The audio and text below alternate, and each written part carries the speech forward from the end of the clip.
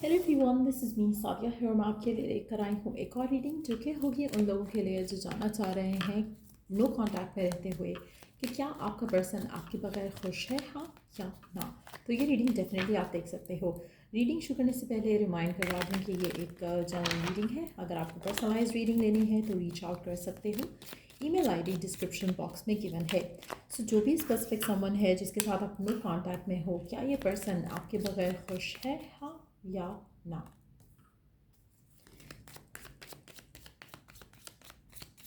अच्छा, आपका पर्सन बहुत ज़्यादा अपने आप को एक्टिव फील करता है, बहुत ज़्यादा फ्रेश फील करता है, बट सिर्फ और सिर्फ काम के मामले में, सिर्फ और सिर्फ रिस्पॉन्सिबिलिटीज़ के मामले में। बट अदर देन दैट, अगर हम इमोशनल वेलबींग की बात करें तो यहाँ पर पर्सन इमोशनली वेलबींग जो है उसकी वो काफ़ी मुझे लो दिख रही है। यहाँ पर ऐसा लग रहा है कि emotionally this person is really upset.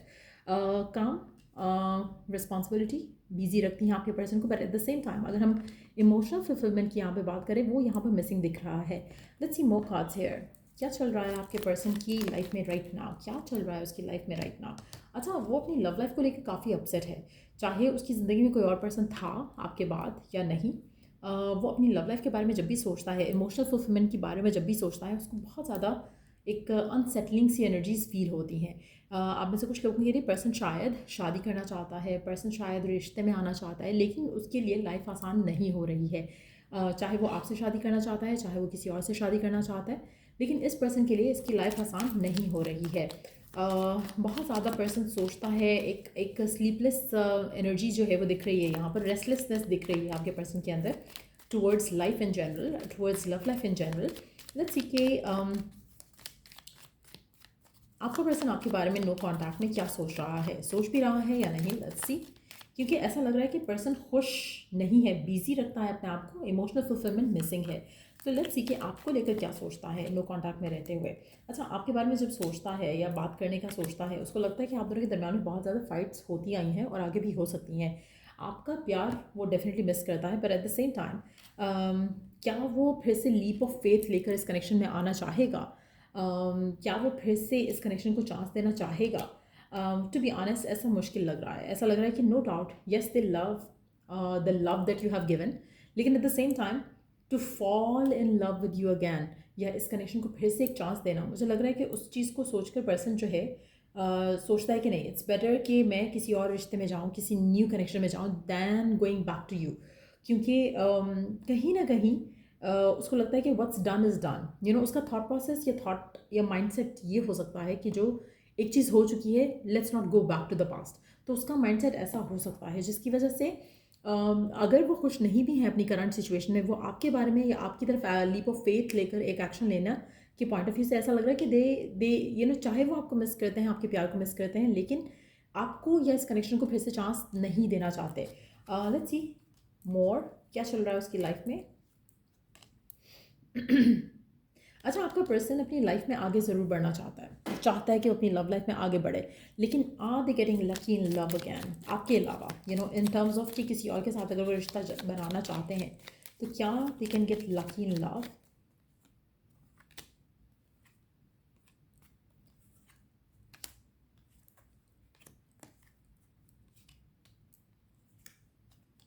Blockages दिख रहे हैं इस इंसान की ज़िंदगी में, ऐसा लग रहा है कि लव लाइफ को लेकर इनके डिसीजंस जो हैं वो सही नहीं होते। चाहे वो आपके साथ जो कनेक्शन था उसके मामले में भी अगर देखें तो भी, और अगर आगे के मामला में देखें तो भी ऐसा लग रहा है कि ब्लॉकेजेस का सामना इस पर्सन को करना पड़ रहा है।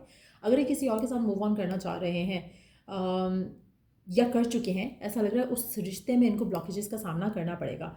अगर हम आपकी बात करें तो डेफिनेटली आपके साथ जो उनका कनेक्शन रहा है वो इंपॉर्टेंट रहा है, लेकिन at the same time they want to move on. लेकिन मूव ऑन करके जहाँ पर जा रहे हैं या मूव ऑन करके जहाँ पर ये जाने का सोच रहे हैं या आगे बढ़ने का सोच रहे हैं, it's not gonna be easy. आप में से कुछ लोगों के लिए पर्सन की लाइफ में अगर कोई पर्सन आ चुका है तो उसके साथ भी इसको ब्लॉकेज का ही सामना करना पड़ रहा है या करना पड़ेगा अगर कोई आएगा तो। और जो जो रिश्ता है इसका, अगर वो करंटली किसी कनेक्शन में है तो उसमें भी इसको बहुत ज़्यादा लोग सबोटाज करेंगे, उस कनेक्शन को बहुत ज़्यादा लोग सबोटाज करेंगे, उसके साथ साथ इसके अपने मेंटल ब्लॉकेजेस भी स्ट्रेंथन अप होंगे। तो क्या ये पर्सन खुश है ओवरऑल? पैसा, मनी, फाइनेंसेस, करियर, ग्रोथ, इन सब में अपने आप को ऑक्यूपाइड रखता है। आप में से कुछ लोगों के लिए पर्सन का जो एक एटीट्यूड है टुवर्ड्स लाइफ वो बहुत रिजिड है।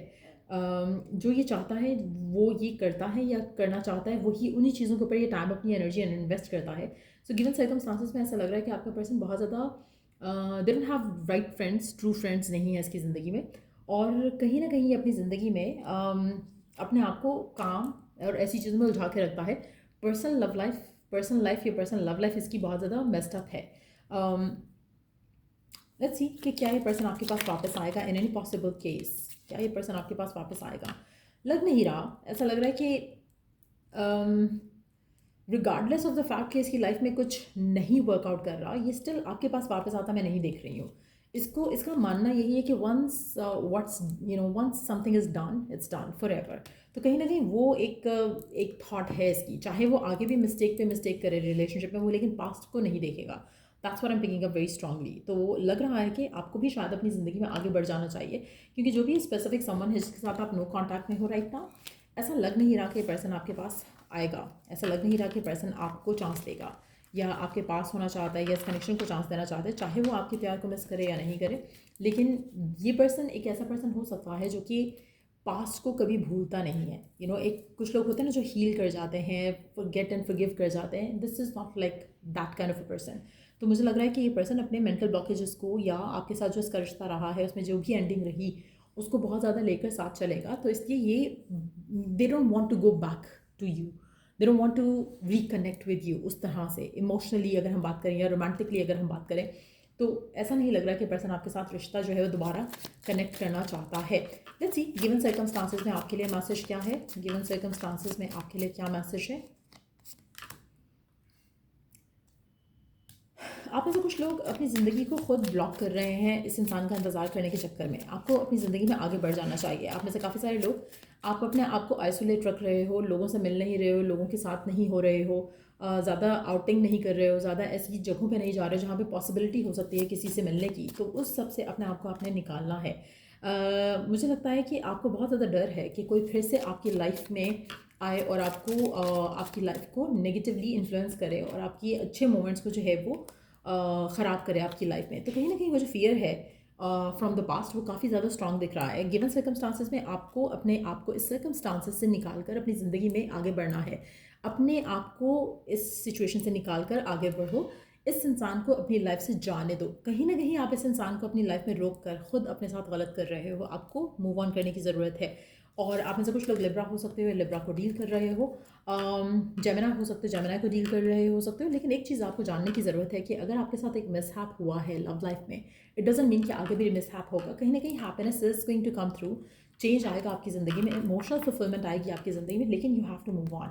आप में से कुछ लोगों के लिए आपकी विश लव लाइफ से कनेक्टेड जो है इन टर्म्स ऑफ कि आपको कैसा पार्टनर चाहिए, कैसी हैप्पीनेस चाहिए, कैसी ज़िंदगी चाहिए, वो सब मिलेगा, लेकिन नॉट विद दिस पर्सन।